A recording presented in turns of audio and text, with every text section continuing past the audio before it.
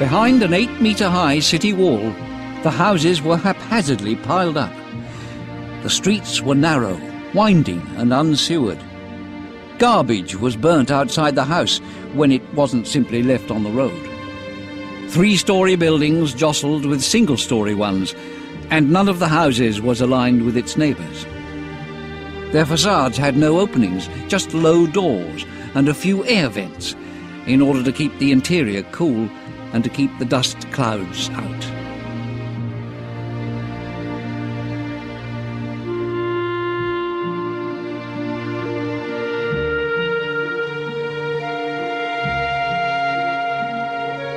For a long time, little was known of life in Ur. Leonard Woolley had spent years excavating the ruins when, in 1926, he discovered what was dubbed the Death Pit.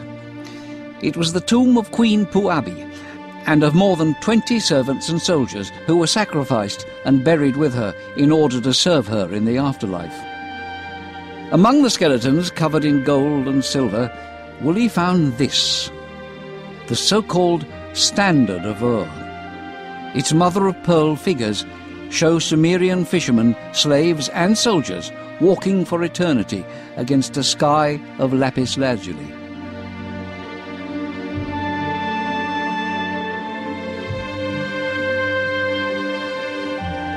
Like stills from a movie, its amazingly detailed panels show war chariots crushing the enemy.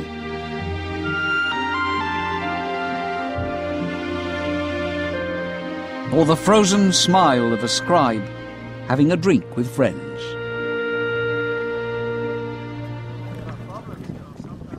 In the arid desert that now surrounds the site, the traces of the past are still visible.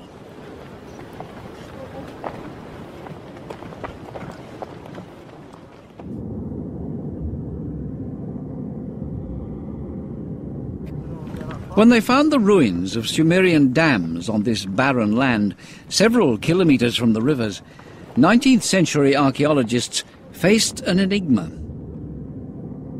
How had people lived in this desert, so far from the source of water?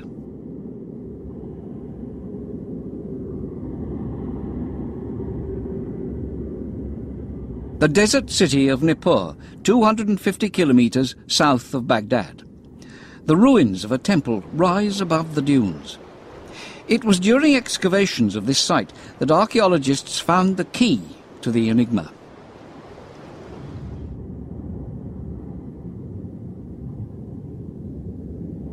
This clay tablet is a map of Nippur.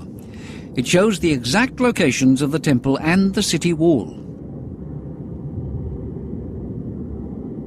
The Euphrates ran to the west of the wall. It had been diverted to supply the city with water.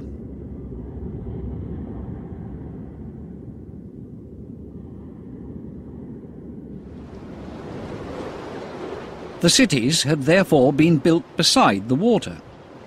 But changes in landform and the sheer force of the floodwaters changed the course of the rivers.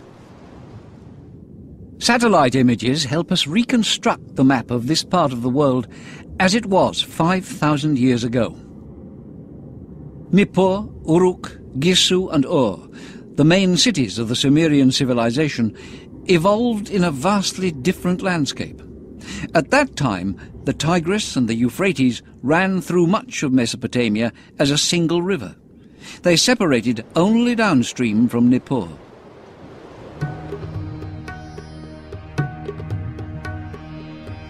Sunrise over ancient Ur. It is midsummer, and the day will be scorchingly hot. Slowly the city comes to life. People slept on their rooftops, which were much cooler at night than the small rooms of their houses. Ancient texts listing real estate sales show that the house's floor space was less than 70 square metres.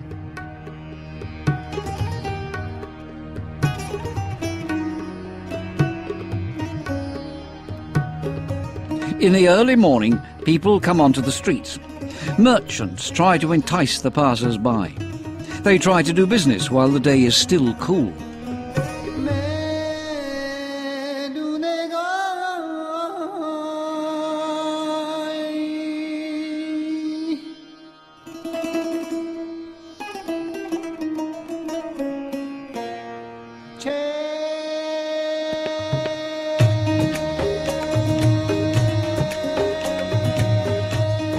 In the courtyards of some houses, men relax and drink beer through straws. Several ancient texts refer to the Sumerian temperament. The Sumerians' exposure to the hazards of nature made them conscious of the brevity and fragility of life.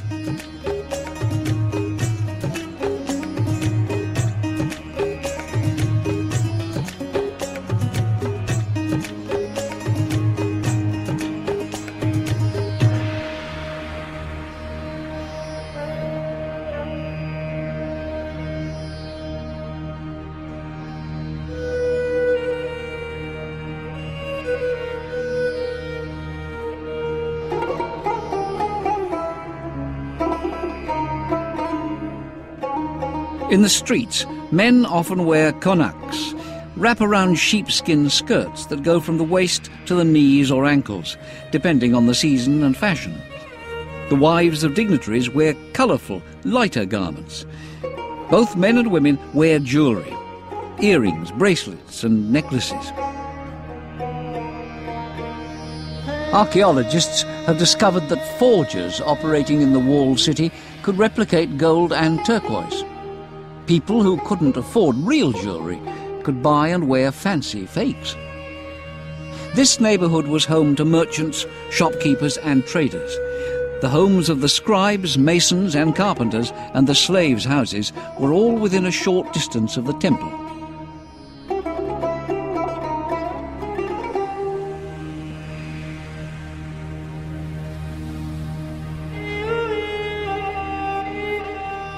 The treasures discovered in Ur are enormously important for archaeologists. They reveal Sumerian customs, and they demonstrate the quality of the craftsman's work. Sumerian goldsmiths had mastered the techniques of chiselling and soldering gold. The bull's head on this harp has eyes of lapis lazuli turned towards eternity. The harp itself is decorated with shells and precious stones.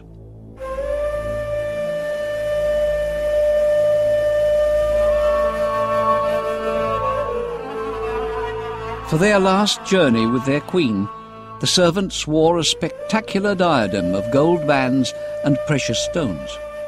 A braiding of beech leaves covered the brow, and above the head rose 3 golden flowers.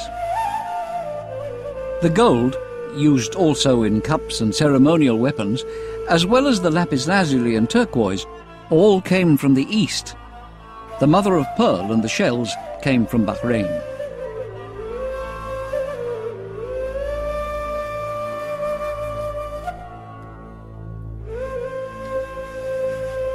The raw material used to make this billy goat shows how prosperous Ur was and how thriving its trade.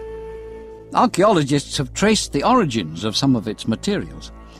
To get the lapis lazuli, the Sumerians sent their caravans 3,000 kilometres to the Badakhshan mountains, in what is now northern Pakistan.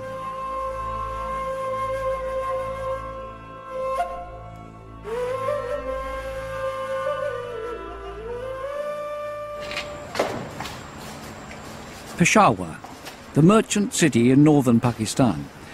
This rough lapis lazuli has been shipped from Afghanistan. Splashing water on the stones brings out the intense blue that fascinated the Sumerians. Archaeologists have established that the lapis lazuli trade began with the Sumerian civilization, 3,500 years before Christ. 3,000 years before the Silk Road, the Sumerians had opened up the trade routes that crisscross the east.